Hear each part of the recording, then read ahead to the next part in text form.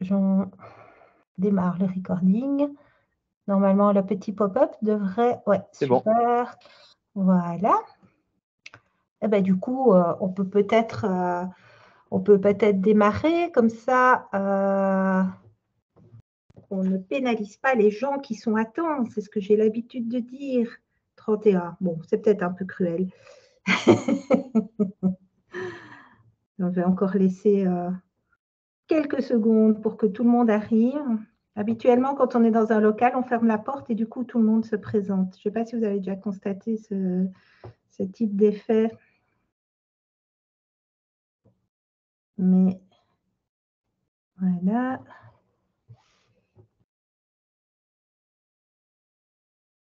OK.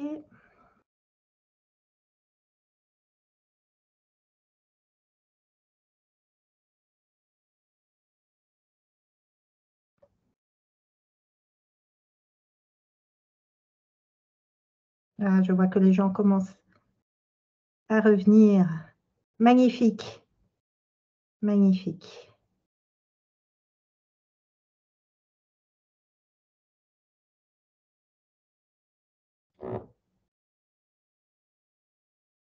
Je suis curieux de savoir l'intérêt des auditeurs pour les outils externes. Je ne sais pas si c'est utilisé ou pas. Ah, ben c'est une question qu'on leur posera peut-être un tout petit peu plus tard. Moi, je propose de lancer déjà l'introduction, hein, comme ça, ça démarre. Donc, bienvenue évidemment dans notre meet-up du club Power BI. Alors, pour les primo-arrivants, hein, j'allais dire les first-comers, mais non, on va bien parler français.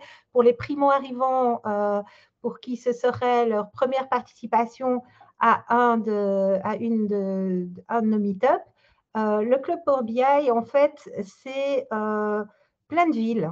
Ça a commencé à Paris et maintenant, au fil des années, ça s'est agrandi comme une grande famille avec une caractéristique évidente de gens qui sont passionnés par la Power BI et qui s'expriment en langue française. C'est assez rare que pour le souligner. Donc aujourd'hui, c'est Bruxelles. J'anime Bruxelles avec Arnaud. On a tous une pensée pour lui parce qu'il est au fond de son lit et c'est lui qui avait préparé ce meet-up. Donc, c'est dur. Je pense qu'il sera content d'entendre qu'on pense à lui puisque ce meet-up est enregistré. Voilà, voilà. N'hésitez pas à nous suivre parce qu'il y a quasi tout le temps quelque chose qui se passe vu le nombre de villes qui participent au club Power BI.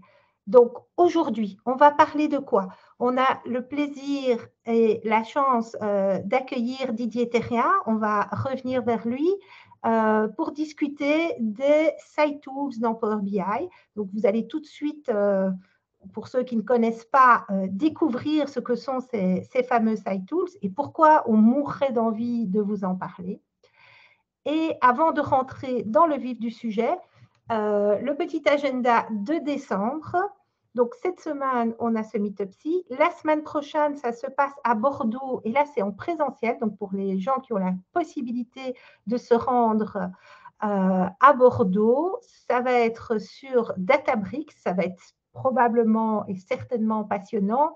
Et ça se passe à l'Experience Lab de Microsoft. Donc, ce sera certainement très agréable pour networker et rencontrer les gens en vrai, évidemment. Et ne manquez pas notre désormais traditionnel meet-up de Noël, donc qui est en format d'émission online, généralisé au travers des villes, avec toujours beaucoup de fun, des petits concours, beaucoup de DAX aussi, je pense, ce qui devrait plaire à Tristan notamment. Voilà. Alors, on va peut-être passer dans le vif du sujet. Avant même de parler de l'agenda, Didier, peut-être que tu as envie de te présenter? Oui, j'ai quelques slides pour me présenter. OK, alors je passe en vitesse sur l'agenda. Tu vas sûrement revenir dans tes slides aussi, comme ça je me ferai un bonheur de te laisser partager ton écran. Donc, on va regarder ce que c'est que Site Tools, évidemment, et l'origine. On va parler des outils externes de Power BI. Je crois que toute personne qui fait Power BI un petit peu sérieusement, un petit peu professionnellement, ne peut pas se passer des outils externes. Ensuite, on va passer en revue des éléments de SiteTools, dont l'External Tools Manager et le Custom Analyzer. Alors, pour l'instant, ça semble un petit peu abstrait pour ceux qui ne connaissent pas, mais Didier va se faire un plaisir de vous dévoiler tout ça et même des petites avant-premières, je pense. Donc, voilà, je vais retourner ici et arrêter de partager mon écran. Comme ça, tu peux dès à présent partager le tien. Voilà, magnifique. Parfait. Eh bien, je remercie tout d'abord le Club Power BI de m'accueillir. Je te remercie aussi, Isabelle, Tristan, de me faire ce plaisir. Ça fait longtemps que je suis le Club Power BI depuis les débuts. Et bon rétablissement à Arnaud. Arnaud, si tu nous écoutes, tu nous manques.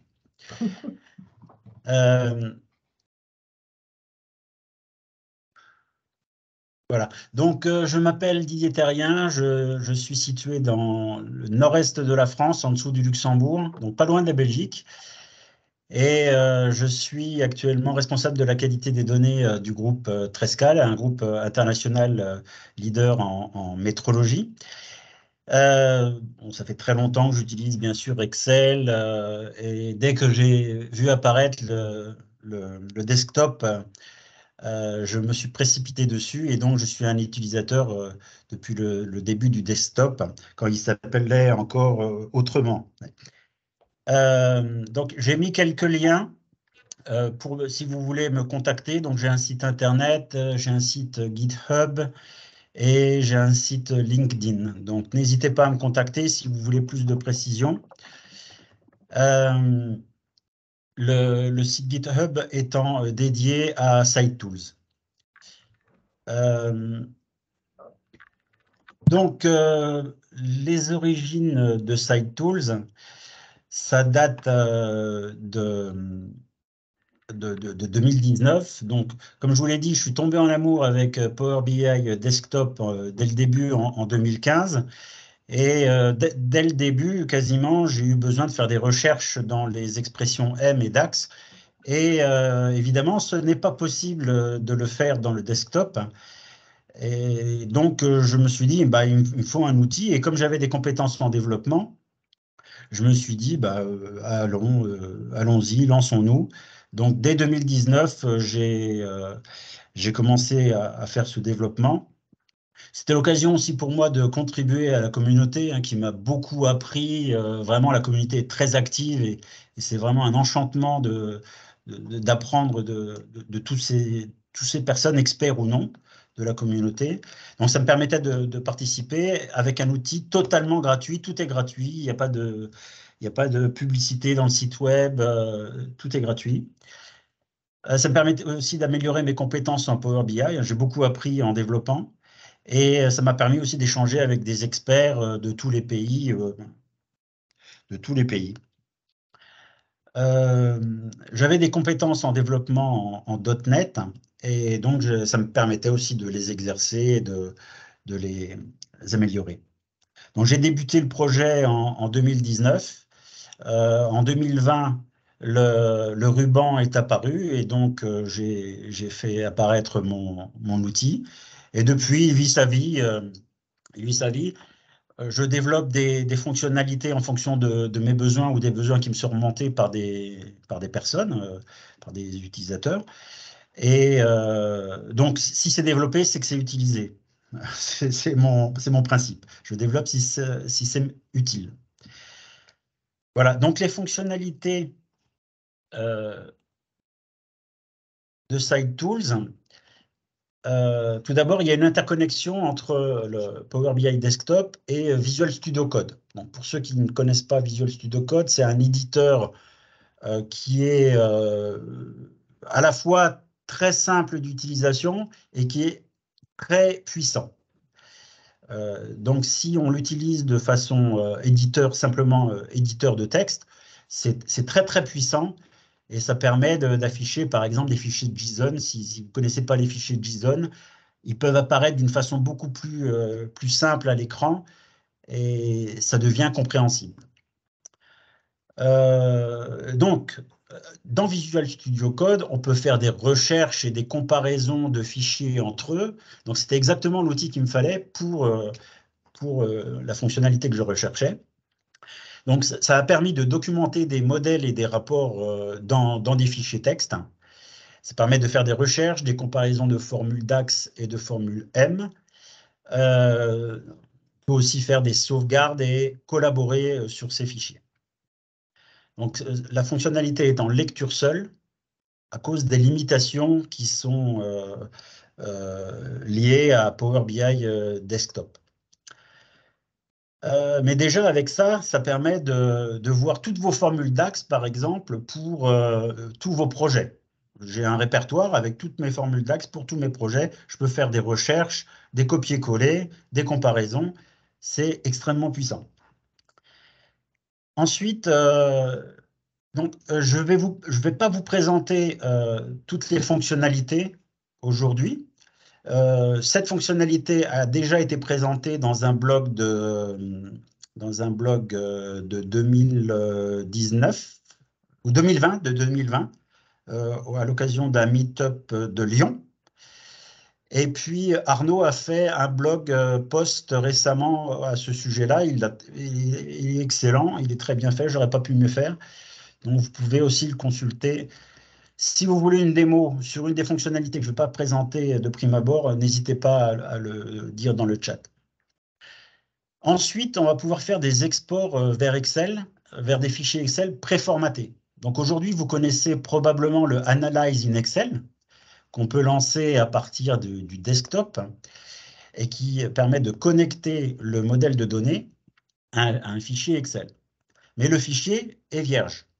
L'idée que j'ai eue, c'était de pouvoir enregistrer ce fichier, le formater comme je voulais, avec différents onglets, des graphiques, des filtres, etc., tout ce qu'on veut, et de pouvoir le sauvegarder et de le rouvrir en gardant la connexion avec le rapport. Donc ça, c'est quelque chose que j'utilise très régulièrement pour communiquer des informations à mes utilisateurs. Ensuite, on a un générateur de formules DAX à partir de modèles paramétrables. Donc l'idée, c'est qu'un expert développe un modèle de formule DAX et que l'utilisateur reprenne ce modèle, fasse quelques modifications grâce à des paramètres pour l'adapter à son propre modèle et l'utilise immédiatement. Donc on fait la création immédiate dans le desktop à partir du modèle défini par un expert ou par vous-même.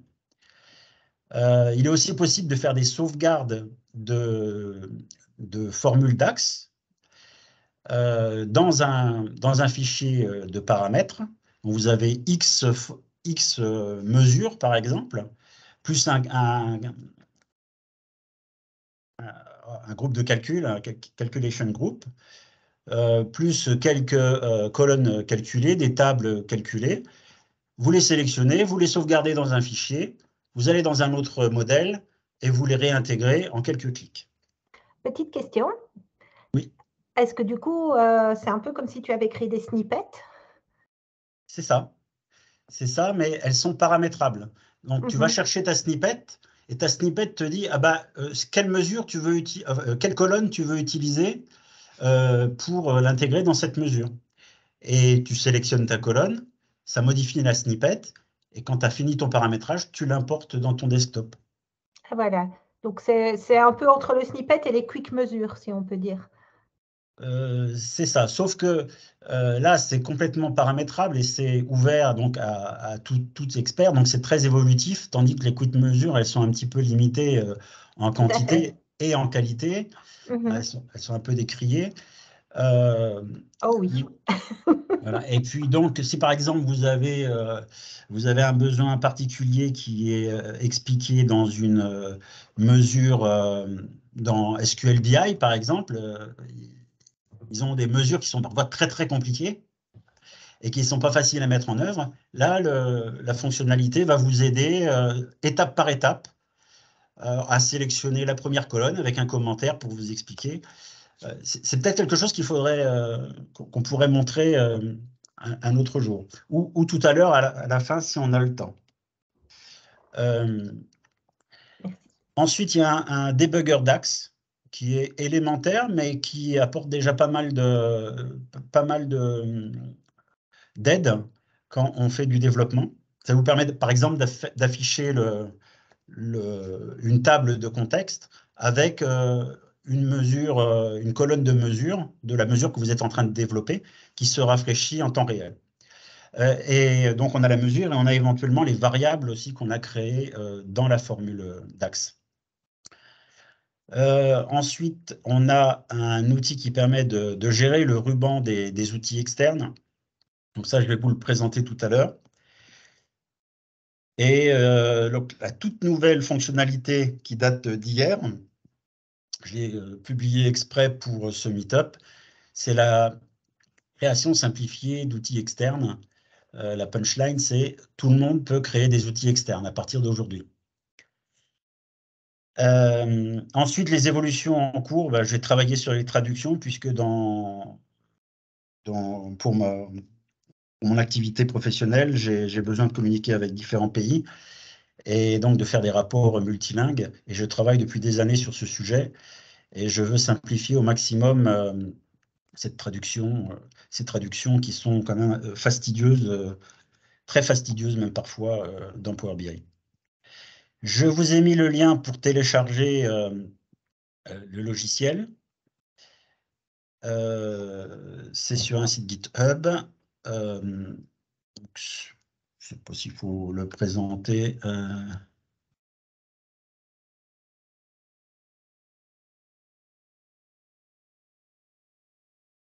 Ici, voilà, donc vous avez la première page. Vous allez dans les releases et vous lancez ici, vous récupérez ce fichier zip et vous avez dedans un setup.exe. Vous cliquez sur le setup.exe et vous installez le logiciel. Donc ça, c'est une version qui est installable. Et il y a aussi une version portable dont je vais parler tout à l'heure.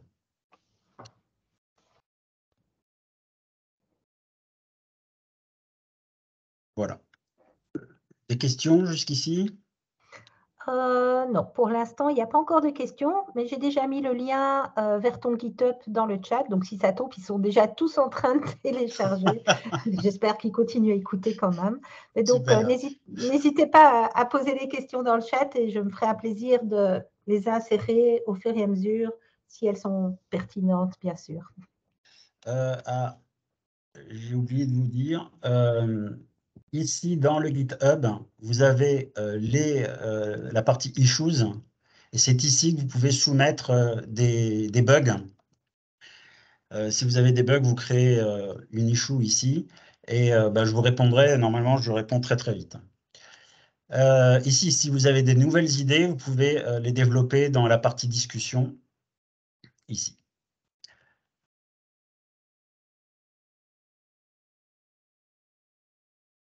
Donc, je passe à la suite. Donc, les outils externes, pourquoi des outils externes? Tout d'abord, pour fournir des fonctionnalités qui sont absentes de l'outil. Microsoft s'est rendu compte très, très, très vite qu'il n'était pas capable de fournir toutes les fonctionnalités dont nous avons besoin. Et donc, ils ont poussé cette idée de créer des outils externes par des utilisateurs plus ou moins expérimentés, d'ailleurs. C'est ouvert à tout le monde. Et ça existe, le ruban des outils externes existe depuis 2020. Donc, ça permet de combler certaines limites de Power BI et ça améliore la productivité et ça permet d'augmenter les performances des rapports. Alors, il y a plusieurs formes d'outils externes. Il y a tout d'abord des exécutables. Donc, ce sont des fichiers qui sont souvent développés en .NET, pour ceux qui connaissent. C'est ce qu'on trouve le plus souvent sur le net. On a aussi des outils externes sous la forme de PBIT ou de PBIX, mais je dirais plus sous la forme de PBIT. Donc, vous avez un PBIT qui est connecté à votre PBIX. le rapport que vous êtes en train d'analyser, c'est votre PBIX, et vous lancez un outil externe qui est un PBIT connecté à ce PBIX. Là, il y a quelques outils qui fonctionnent comme ça. Il y a aussi des outils externes qui sont au format Excel. Donc, vous avez votre PBIX qui est connecté à un fichier Excel qui est connecté à votre modèle et à vos métadonnées.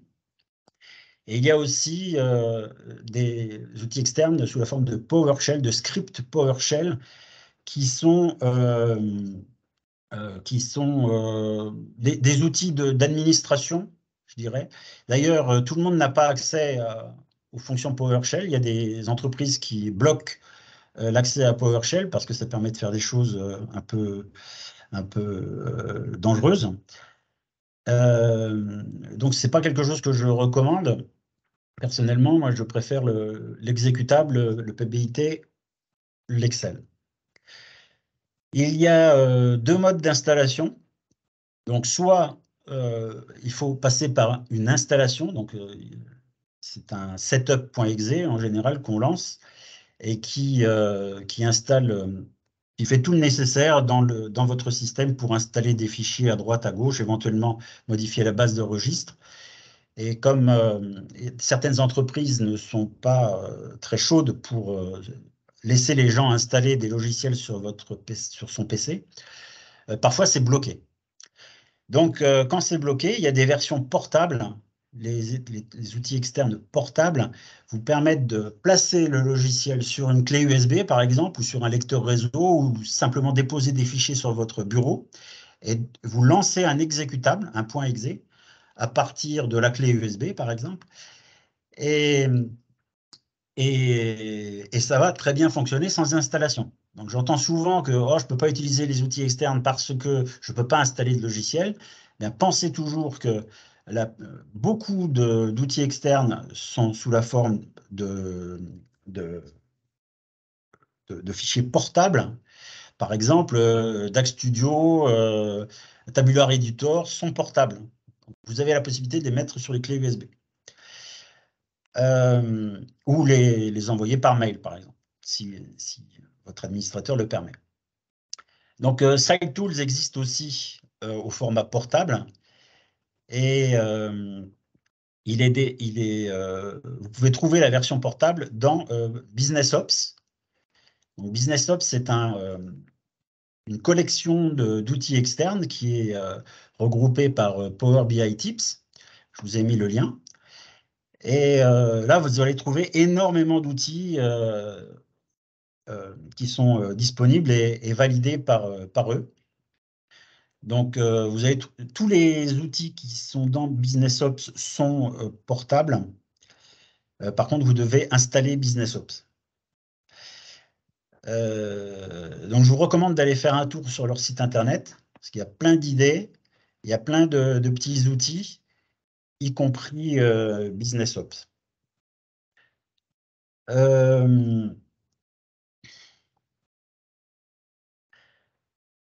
Donc, les outils externes, vous allez les installer et donc quand vous allez les installer, en général, ils vont créer une icône dans le ruban outils externes du desktop.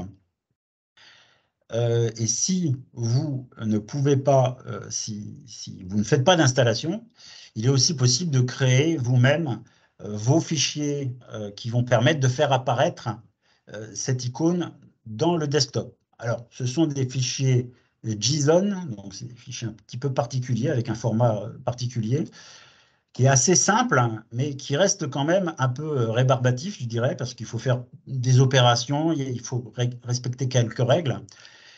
Et donc, vous pouvez créer ces fichiers JSON, les gérer, utiliser VS Code pour les éditer.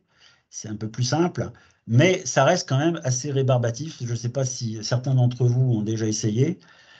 N'hésitez pas à faire des retours dans le chat. Mais moi, je trouve que c'était trop compliqué, particulier pour les business users. Et n'oublions pas, je pense qu'on a tendance à l'oublier de temps en temps, c'est que c'est un outil self-service, Power BI. Et donc, moi, je pense beaucoup aux business users. D'ailleurs, je suis un business user. Je ne suis pas administrateur du service. Et je pense beaucoup aux business users. Je pense que le fichier JSON n'est pas tout à fait adapté aux business users. Donc, j'ai développé un outil qui permet de créer vous-même vos icônes dans votre ruban de façon simplifiée. Je vais vous le présenter.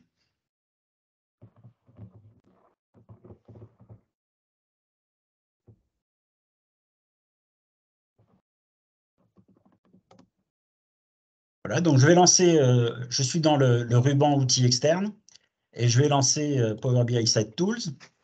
On voit qu'il y en a quelques-uns, en effet. Et pour avoir pratiqué la petite bidouille du JSON qui permet d'accéder du coup directement à l'instance de ton modèle qui tourne, ça demande un petit coup de main, c'est vrai. Donc, je suis très curieuse de voir ça. Donc, vous avez Site Tools qui s'affiche et vous pouvez, dans les settings, vous pouvez faire en sorte qu'il suive la fenêtre du desktop.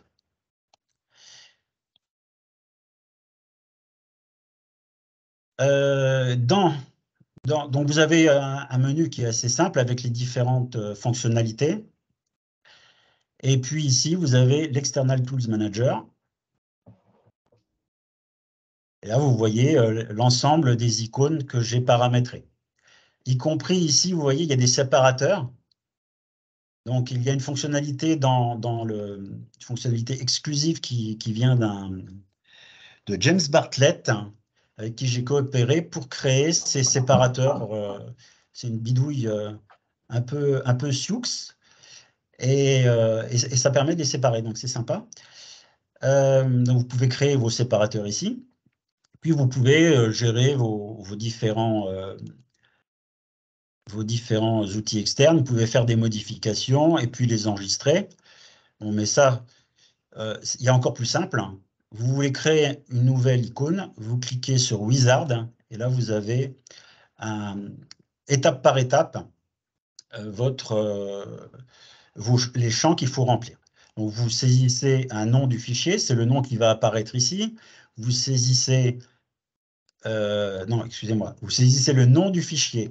C'est le nom du fichier JSON. Et il faut que ça respecte ici cette extension-là. Donc l'outil vous le indique si vous ne le respectez pas. Il va vous aider au maximum. Ici, vous mettez le nom de l'outil, et c'est le nom qui va apparaître ici. Le nom du fichier, c'est ce qui va vous permettre de faire un tri dans vos icônes. Donc, si vous voulez que ces icônes-là apparaissent en premier, je vous conseille de mettre 000 au début du nom du fichier, 001, 002. Ensuite, vous cliquez sur Suivant. Petite question stupide, mais j'avais dit que je ferais le candide. En fait, ici, dans l'identification, le fichier n'existe pas encore. Tu dois juste lui donner un nom, c'est ça. Et toi, tu vas le générer pour nous, hein, c'est bien ça. Voilà, c'est ça. OK, super. Donc, dans la partie documentation, c'est optionnel. Vous pouvez mettre une description et un numéro de version, mais c'est totalement optionnel. Dans la partie image, vous pouvez sélectionner un fichier pour votre image. Si vous n'avez pas sélectionné de fichier, l'outil va en associer une automatiquement. Vous pouvez cliquer sur Suivant et là, vous choisissez l'action que vous voulez déclencher avec votre icône. Donc, vous pouvez lancer une application qui est par exemple DAX Studio ou Tabular Editor ou Site Tools, etc. Vous pouvez ouvrir un document, donc un PDF, un Word, un Excel. Vous pouvez ouvrir un répertoire, donc ça va ouvrir l'explorateur Windows sur ce répertoire. Vous pouvez ouvrir une URL donc pour aller naviguer dans un site Internet. Et puis ici, vous pouvez sélectionner un outil individuel de Site Tools. Donc si vous cliquez ici, vous allez avoir la liste des outils qui sont disponibles. Et donc, par exemple, vous pouvez créer une icône directement vers l'External Tools Manager. Ça ne va pas vous afficher, quand vous allez cliquer sur l'icône, vous n'aurez pas cette fenêtre de Site Tools. vous aurez directement l'External Tools Manager qui va s'ouvrir. Par contre, en dessous, il y a bien une instance de SiteTools qui est ouverte et qui fonctionne en arrière-plan, mais vous allez directement vers l'outil que vous souhaitez. Voilà, donc vous avez les outils de SiteTools ici, et puis ici, vous avez des outils online que je préconise, donc les icônes de Google pour rechercher des images. Il y a 2 sites de générateurs de thèmes, un par Power BI Tips et un par Point. Celui-ci est plus évolué, il possède plus de propriétés. Et ici, vous avez aussi la table des caractères Unicode qui parfois sont utiles dans Power BI. Je peux ajouter ici, s'il y a d'autres choses qui vous paraissent pertinentes, contactez-moi et je pourrai les ajouter. Voilà, donc vous sélectionnez par exemple l'External Tools Manager, vous cliquez sur Suivant, et puis voilà, vous avez votre JSON qui est paramétré avec une image par défaut. Vous pouvez encore la changer si vous voulez, vous pouvez changer tous les champs. Et puis vous faites Save, et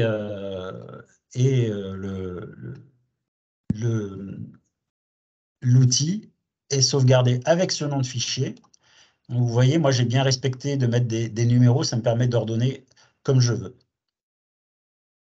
Vous pouvez ajouter des séparateurs, vous pouvez supprimer des outils externes, vous pouvez tester un outil externe, et puis vous pouvez aussi ouvrir le répertoire qui contient tous les JSON. Alors, il s'ouvre dans un autre écran, le voilà. Vous pouvez ouvrir le répertoire qui contient vos fichiers JSON, et puis vous pouvez faire ce que vous voulez, vous pouvez aussi les supprimer ici si vous voulez. Vous pouvez les déplacer vers des sous-répertoires si vous voulez les cacher, par exemple, pendant une présentation. Et puis, vous pouvez, si vous voulez, les ouvrir avec Visual Studio Code très facilement. Et vous n'avez pas besoin de vous remémorer le chemin un peu infâme qui est, je sais jamais, je connais jamais ce chemin. Voilà, donc ça simplifie la vie. Ah, j'ai une petite question. Est-ce qu'il y a une limitation à la taille des images pour ne pas alourdir les PBX? Mais les images, elles sont stockées où en fait? Alors, les images sont stockées dans le fichier JSON, mais quand vous Voilà. chargez le desktop, ils sont chargés dans le desktop. Donc, Mhm. effectivement, je vous recommande de ne pas mettre des images trop lourdes. Et c'est pour ça que je recommande le site de Google Icon, parce que ce sont des PNG qui sont très légers. Et vous avez beaucoup de choses disponibles. Mais bien sûr, vous pouvez mettre n'importe quelle autre image. Oui, on ne voudrait pas se retrouver dans des situations de GIF animé en mode site web année 2000. Oula, c'est vicieux. Je n'avais pas pensé à ça. Non, mais les utilisateurs, eux, pensent à tout. Ça se tente, il faut tenter. Pourquoi pas. Voilà, pas d'autres questions? Pas pour le moment. Je pense qu'ils sont en train de tester, honnêtement, parce que moi, ça me démange, hein. Je t'écoute patiemment, mais je suis là: «Oh, il faut que j'essaye ça». Je crois que demain au bureau, je vais le montrer à quelques collègues. Et je compte retravailler cet outil pour, proposer aux utilisateurs, dès l'installation de SiteTools, leur proposer par défaut des icônes à créer donc très rapidement, avec des valeurs par défaut, sachant qu'ils pourront ensuite les modifier ici. Voilà, donc je ferme l'External Tools Manager et je reviens à ma présentation.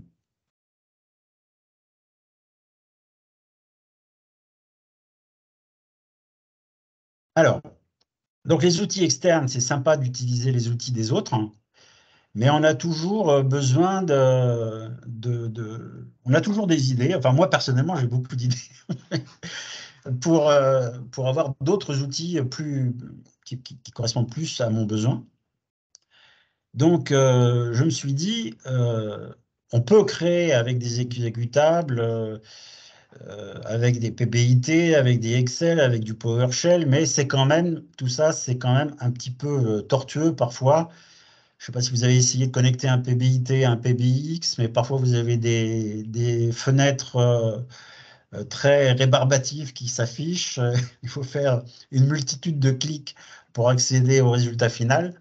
Donc, au final, c'est pas l'exécutable, c'est très très bien, mais bon, il faut savoir développer. Hein, il y a quelques contraintes. Le PBIT, c'est tout à fait adapté à n'importe qui, à n'importe quel utilisateur. Et bon, parfois, c'est un petit peu compliqué quand même. Donc, je me suis dit, il faut simplifier tout ça. Et puis, il faut qu'on ait des outils externes de plus en plus puissants, qu'on puisse développer de façon de plus en plus simple. Et c'est aussi un besoin que j'ai personnellement. J'ai quelques idées dont on pourra parler. Voilà. Donc, je me suis dit comment aider les utilisateurs pour créer des outils. Donc, d'une part, vous allez pouvoir avoir accès à des outils experts qui sont déjà fournis dans SiteTools. J'ai collaboré avec des MVP des États-Unis et d'Europe pour vous fournir par défaut des outils externes qu'ils ont développés en un clic.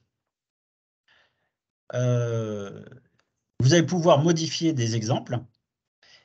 Et donc, le principe, c'est vous ouvrez votre rapport que vous voulez analyser, vous lancez la fonction Custom Analyzer dans SiteTools. SiteTools va exporter les informations internes du PBX dans des fichiers, donc ce qu'on appelle des métadonnées, par exemple, ou des informations qui sont stockées dans le fichier PBX lui-même. Il va les exporter sous la forme de CSV, de fichiers JSON qui sont facilement accessibles. Et ensuite, le PBIT, par exemple, le Custom Analyzer, va lire ces fichiers exportés. Et donc, là, il n'y a aucun problème d'affichage de fenêtres, fastidieuses à fermer. Donc, c'est immédiat. Et donc, vous allez pouvoir modifier ces fichiers pour peu que vous compreniez le contenu des fichiers. Donc, les fichiers sont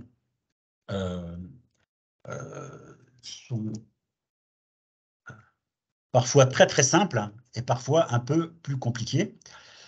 Mais vous voyez, vous retrouvez ici un répertoire avec ici, vous avez la liste de tous les fichiers qui sont compris dans cette extraction. Donc, ça va vous faire servir, par exemple, ici, vous avez le rapport qui est dézippé, hein, un PBX, en fait, c'est un fichier zip. Si vous ajoutez .zip derrière le .pbx, vous allez pouvoir ouvrir le fichier zip et voir tout ce qui se trouve à l'intérieur. C'est ce que fait automatiquement SiteTools pour vous. Et il met tous ces fichiers ici. Donc, dans ces fichiers, vous allez retrouver différentes choses plus ou moins obscures, mais quand vous ouvrez le rapport, ici, par exemple, vous avez accès au custom visual, et vous voyez, ici, j'ai deux custom visual dans mon rapport, et vous allez pouvoir voir la taille. Alors là, vous ne la voyez pas, mais moi, je vais vous la fournir, cette taille. Donc, dans le fichier Custom Analyzer Files and Folders, vous allez avoir la liste de tous les fichiers, y compris les fichiers dézippés. Et c'est assez facile de créer une requête dans un PBIT pour analyser ce fichier. Donc, OK, donc si je comprends bien, en fait, on imagine que le rapport Power BI, c'est une vache, et toi, tu nous la détailles en steak qu'on peut manger et qu'on peut cuisiner. c'est exactement ça. Et je suis végétarienne. J'aurais dû prendre un autre exemple. Ce sont Mais voilà. uniquement des steaks de soja. Non, mais tu as dépioté vraiment et tu nous fournis les différents morceaux, les différents éléments. Et donc, on peut repartir de ton template pour changer la façon dont on souhaite analyser les choses. Voilà. C'est Donc génial. ici, par exemple, vous voyez que Charticulator est un fichier qui... alors, attendez, je me trompe. Le Charticulator, il est ici.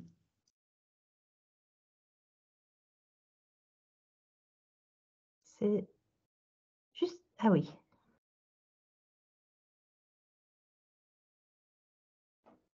D'accord. Alors, Il était juste la ligne en dessous, je pense, parce que là, je vois il est à deux taille endroits qui parce qu'il s'affiche. y a deux fichiers qui sont concernés. Ce qui m'inquiète, ah oui, c'est le nom du fichier en entier. La size est ici. Voilà. Donc, la size du Charticulator, c'est près de 10 mégas. Donc, grâce à ce fichier, par exemple, vous allez voir la taille que prennent vos outils, vos custom visuals, que vous chargez parfois dans le PBX. Et vous allez voir aussi la taille des images. Donc, en fait, il faut trier sur le répertoire. Le répertoire n'est pas trié.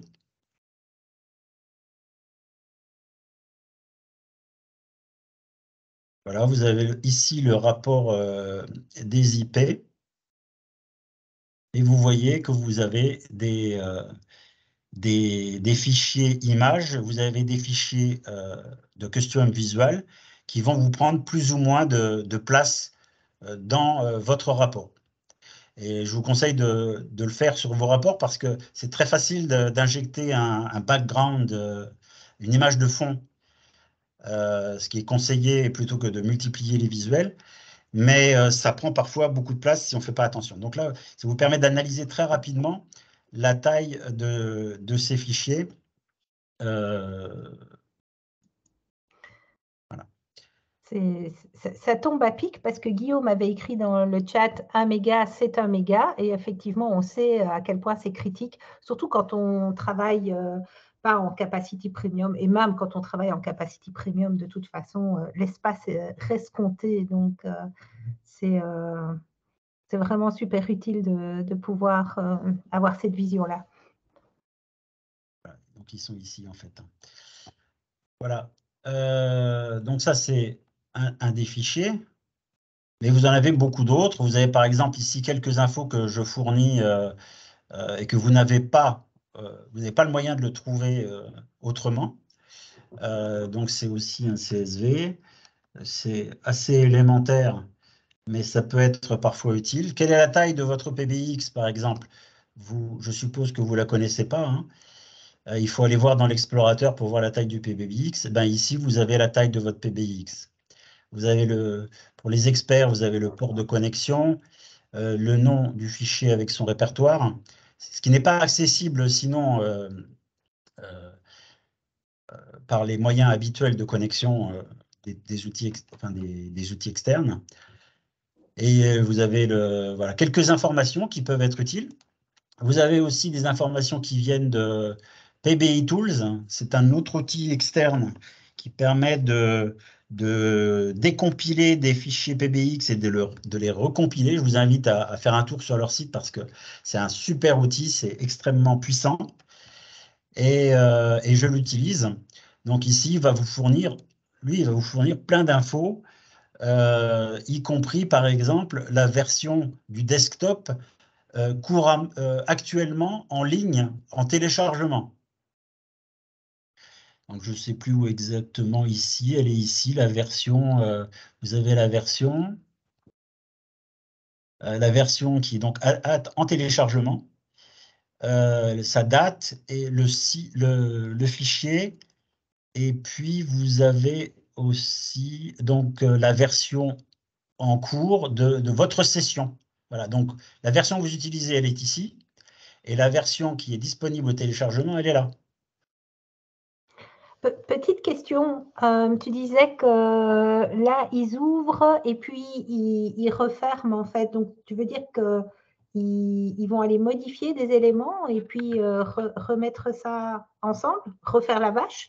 Alors moi, je l'utilise parce que votre Custom Analyzer, donc votre PBID par exemple, je vais le décompiler, je vais modifier un répertoire parce que tous ces fichiers sont dans le même répertoire. Par contre, c'est un répertoire relatif, il va être différent d'un utilisateur à un autre, potentiellement.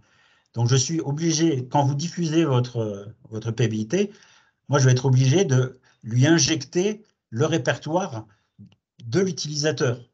D'accord. Donc, je décompile votre PBIT, je le recompile derrière et je le lance. Je vais vous montrer tout ça. On a hâte. Voilà, donc vous avez plein d'infos. Pour les experts, ici, vous avez les DMV, donc les Dynamic Management Views, qui vous permettent d'avoir accès à des tables de Analysis Services. Et là-dedans, vous avez beaucoup, beaucoup de choses. Vous avez les tables, la liste des tables, la liste des mesures, les calculation items, euh, voilà, les propriétés étendues, les définitions de chaîne de format, les hiérarchies. Enfin, vous avez beaucoup, beaucoup de choses que vous pouvez utiliser pour faire de la documentation de votre PBX, de votre modèle. Donc les DMV, c'est documenté sur le site de Microsoft. Vous pouvez les consulter dans DAX Studio. DAX Studio, c'est assez facile de consulter la liste des DMV. Et moi, j'en expose une partie. Ici, je ne les expose pas tous. Si vous avez besoin de plus de DMV, je peux en ajouter. Il n'y a pas de souci. Voilà. Ensuite, vous avez le layout. Le layout, c'est le rapport. C'est la couche visualisation, disons. Ça contient tous les visuels, toutes les pages, les visuels, les bookmarks, les signets. Voilà, et vous avez donc là, le format natif, ce qui est enregistré dans votre PBX. Puis vous avez d'autres représentations qui sont plus simples, mais qui sont bien sûr un peu plus limitées.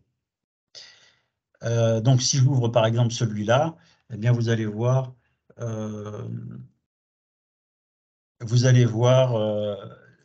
vos pages, le nom de vos pages, avec vos différents visuels, avec le type du visuel, avec le titre du visuel, quand il y en a un. Voilà, et puis vous avez les positions des visuels dans les pages. Donc ça, c'est très, très simpliste, mais vous avez bien sûr la possibilité d'utiliser le JSON, et je vais vous montrer que je vous ai pré-mâché le travail. Petite question, puisque tu as autant accès au visuel, etc., tu sais faire aussi des comparaisons de versions? Oui, c'est possible, oui. Oui. Il y a déjà quelqu'un, un expert Power BI qui a émis l'idée de faire un comparateur de rapports. Oui, voilà, parce qu'on sait qu'on peut le faire facilement sur les datasets, mais sur les rapports eux-mêmes, c'est un peu plus compliqué.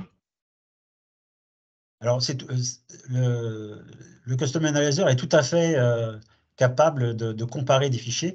Ceci dit, si vous avez beaucoup de modifications, c'est assez lourd, hein, donc il faut que le Custom Analyzer soit le plus simple possible pour aider les utilisateurs, hein. Sinon, il peut y avoir trop d'informations tue l'information, et là, ça peut être très rapidement le cas.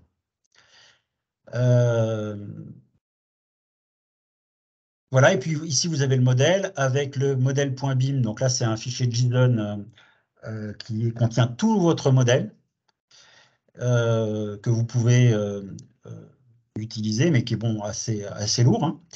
Et ici, vous avez simplement les expressions M, donc la totalité de ce que vous retrouvez dans votre Power Query. Vous avez les expressions partagées, là, ce sont en général des paramètres. Et puis, ce qui n'est pas le cas ici d'ailleurs. Et puis ici, vous avez les expressions M qui sont stockées dans des partitions de vos tables. Et ici, vous voyez, vous avez l'expression dans son intégralité. Vous pouvez faire des recherches, vous pouvez faire des analyses, des bonnes pratiques, l'analyse de bonnes pratiques sur vos expressions. Voilà. Et puis, vous avez aussi la dernière date de modification, le groupe dans lequel c'est enregistré, le type d'expression, le mode import, par exemple, ici. Vous avez le mode. Voilà.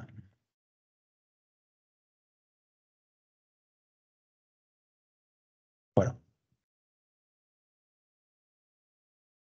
Donc, vous avez beaucoup, beaucoup de fichiers qui vous utilisez ceux dont vous avez besoin. De toute façon, les autres sont là, mais vous n'êtes pas, bien sûr, obligé de les utiliser.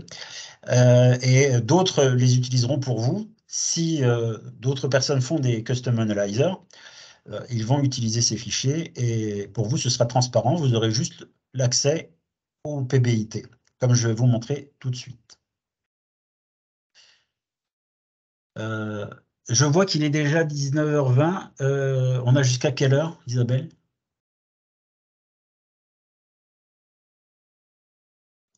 Désolée, comme je toussais, je m'étais mis en mute. Oui, normalement, on a jusqu'à 19h30, mais on peut un petit peu prolonger de toute façon, comme ça, c'est enregistré. Ne te tracasse pas trop. On ne va pas non plus trop déborder, mais voilà. Donc,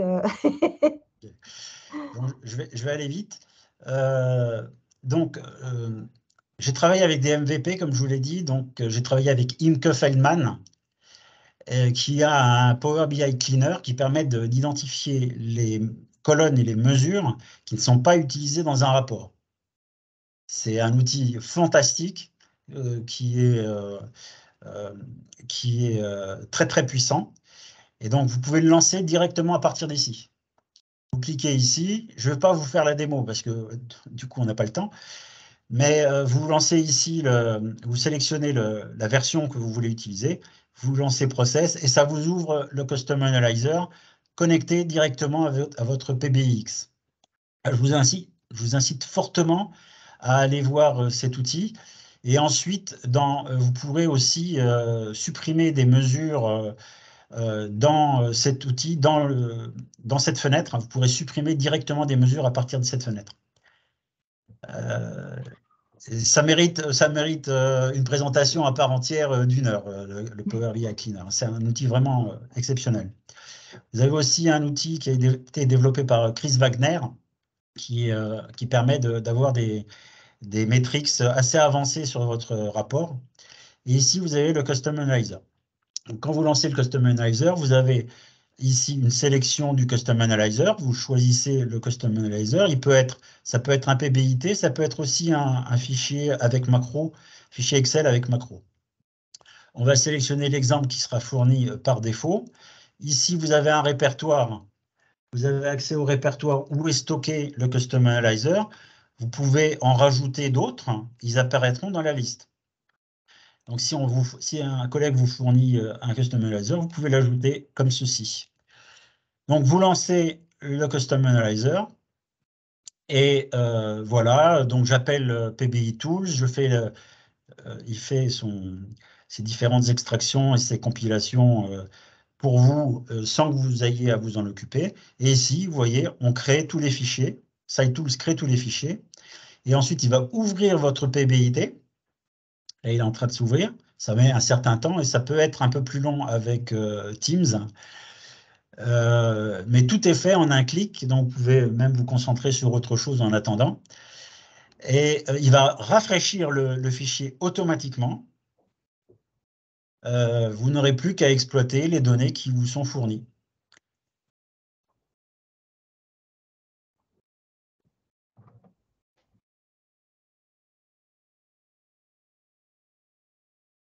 Donc l'exemple fourni propose des choses assez simples, mais déjà, vous avez accès à des choses un petit peu sympas pour lesquelles je ne vois pas d'outils qui fassent ça aujourd'hui. Ça va peut-être vous donner des idées. C'est le principe de l'exemple, hein, c'est de vous donner des idées pour développer d'autres custom analyzers. Vous pouvez me contacter si vous avez des questions et si vous voulez éventuellement diffuser de façon plus large avec SciTools un custom analyzer. On peut aussi travailler ensemble. Et voilà, mon custom analyzer est lancé. Je peux même fermer cette fenêtre. Je n'en ai plus besoin. Voilà, j'ai les données de mon rapport PBIX. Donc, j'ai la taille de mon fichier PBIX, comme je vous l'ai montré tout à l'heure. Ici, j'ai la version actuelle de mon desktop. J'ai la version qui est disponible en ligne et j'ai une petite alerte pour vous dire, attention, il faut mettre à jour. Ici, vous avez la liste des fichiers qui sont... alors, ça va être un peu petit, là. La liste des fichiers que SciTools a exporté pour vous. Voilà, donc c'est la liste du fichier CSV que je vous ai montré. Vous pouvez l'exploiter, la filtrer comme vous voulez. Tu m'as déjà donné une idée, en fait, avec ça. C'est celle de faire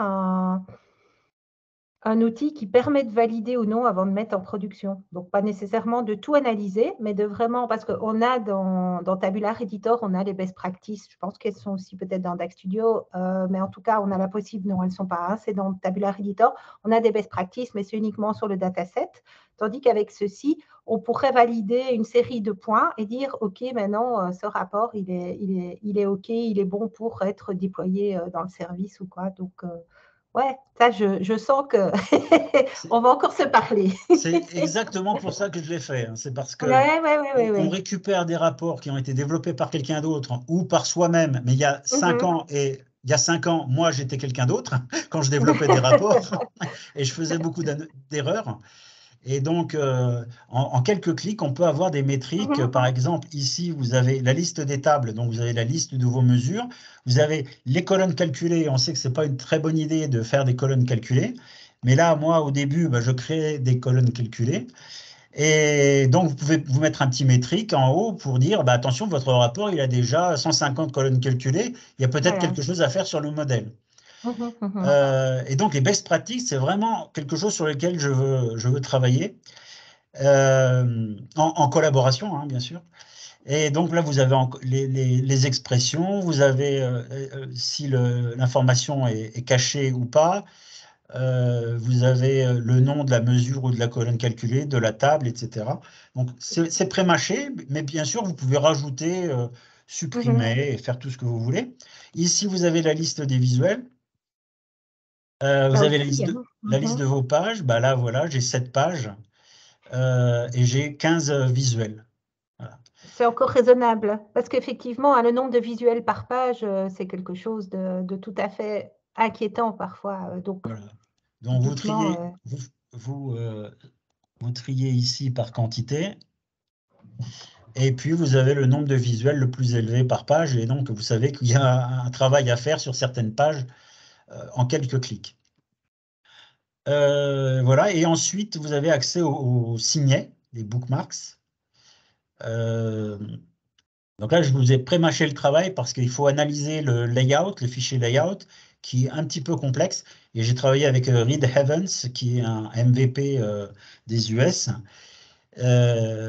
Parce qu'il va bientôt créer un outil externe au sujet des bookmarks. Donc, les bookmarks, c'est bien, c'est pas très compliqué à créer, mais par contre, pour maintenir, c'est une horreur. Enfin, c'est mon avis, hein, peut-être que je suis pas bon. Moi, je trouve que c'est une horreur.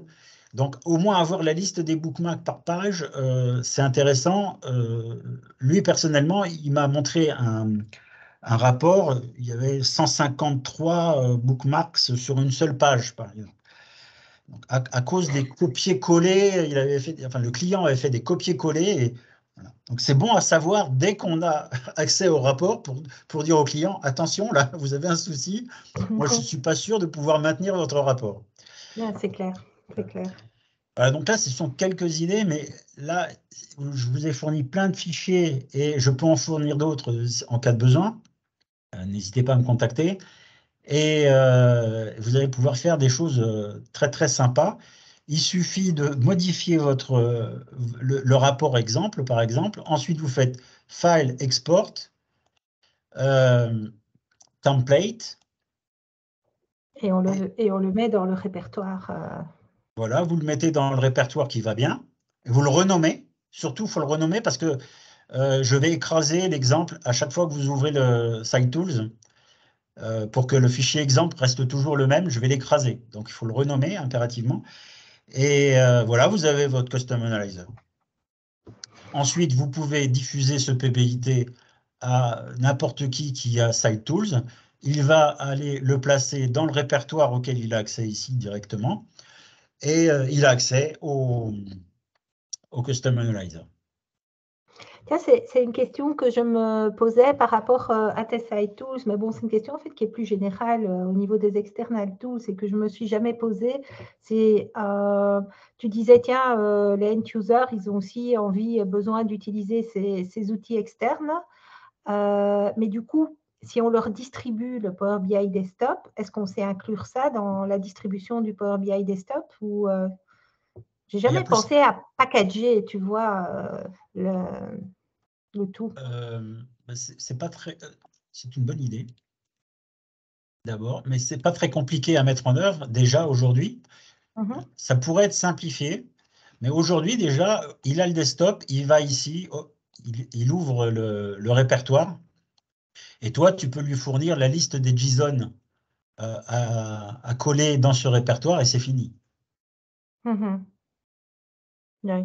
Oui, donc je pense tout haut, hein, mais c'est parce que tu me donnes plein d'idées. Donc, ah, pauvre Arnaud, c'est moi qui C'est super. profite et tous ceux qui nous regardent, bien sûr. Donc, en fait, en Belgique, c'était Saint-Nicolas il y a 2 jours. C'est une fête importante pour nous, peut-être, je crois, dans l'Est aussi de la France. Oui, Hein. oui, oui. Voilà. Et donc, nous, on n'a pas le Père Noël, c'est Saint-Nicolas qui vient et qui apporte des jouets. Et c'est vraiment le sentiment que j'ai maintenant parce que là, j'ai plein d'idées.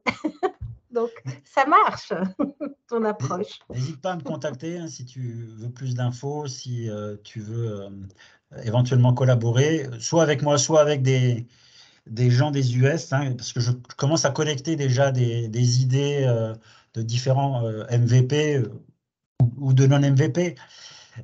Donc, il est possible de collaborer avec ces gens. Ils sont assez ouverts à la collaboration. Et au final, on a des outils qui sont quand même beaucoup plus perfectionnés quand on collabore que quand on travaille tout seul en général. Et Ah, c'est puis, sûr, hein, c'est ce qu'on dit tous dans la communauté MVP. Hein.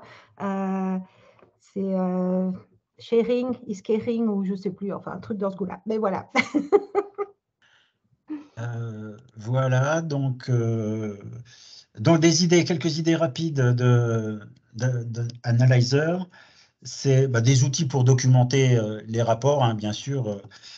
Je vous fais confiance pour le faire. Par exemple, avoir en quelques visuels le nombre de bookmarks par page, le nombre de visuels par page.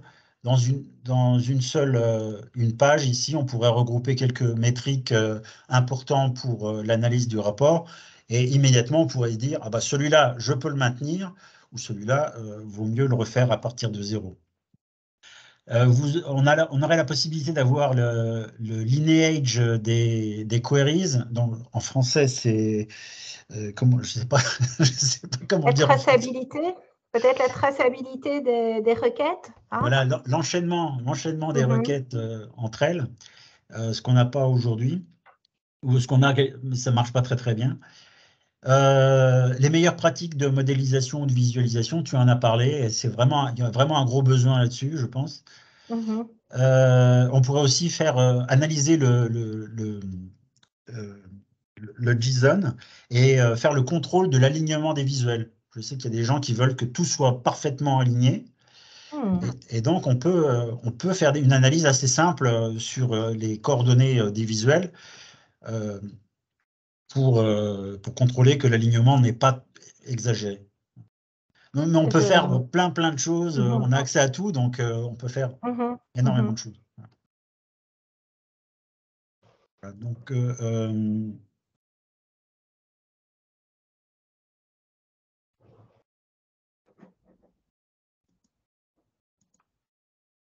voilà. Donc, sinon, vous pouvez démarrer un développement en .NET si vous avez des compétences en développement d'applications en C Sharp, par exemple, ou en VB, en VB.NET. Là, vous pouvez commencer un développement en .NET. Je vous donne un lien ici qui permet d'accéder au site de Filsimark, qui a un blog post. euh, qui est un blog post qui vous permet de démarrer vraiment très très facilement.